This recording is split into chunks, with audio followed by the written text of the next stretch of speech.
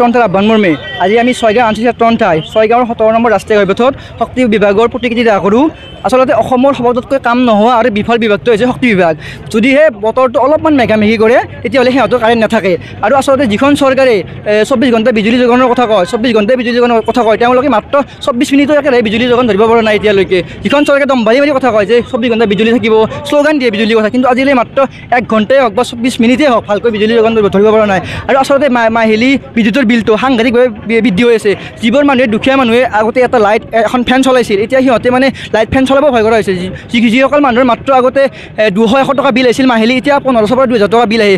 আচলতে ইয়াতে শক্তি বিভাগে মাত্ৰ ভেকভাওনা চলি আছে, ভেকভাওনা চলাই আছে।